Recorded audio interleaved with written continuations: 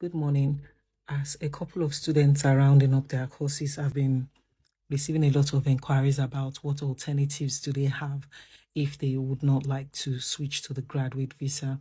So I'll be dealing with two popular questions that have been asked in the last few weeks.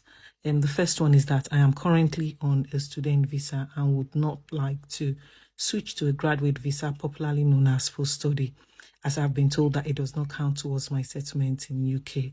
What are my options? The first option is that you could extend your student visa, right, by looking for another course and starting another course.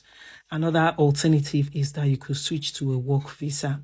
Now, the work visa, it could be either long-term or short-term work visa, but make sure you meet all the requirements.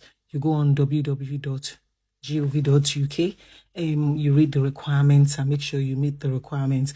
For instance, if you are switching to the health and care visa, you need to be sure that you have a job offer, your employer has sponsor's license, and they are going to pay you the appropriate salary, or at least 80% of the appropriate salary.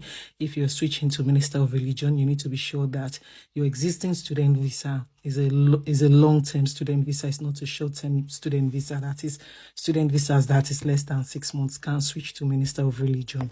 Now, the third option is to be a dependent of a British national, a dependent spouse of a British national, or someone that has a settled status.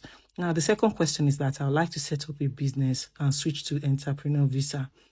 I don't know why people have been asking about entrepreneur visa. There's nothing like entrepreneur visa any longer.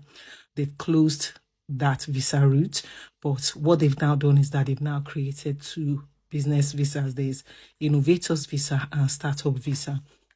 Now, some people ask me what's the difference between the two and why two business visas. Now, the innovator visa is for newly established business or existing business, but they've already been endorsed with an earlier visa.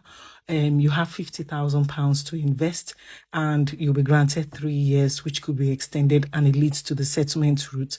And there are some other requirements as well.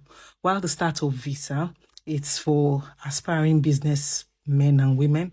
No investment is required, is valid for 2 years, but it cannot be extended. So at the end of it, you need to switch to another visa. However, for more information, you can go on www.gov.uk visas and explore your options. Alternatively, you contact me, but however, your consultation fee would apply. Thank you very much.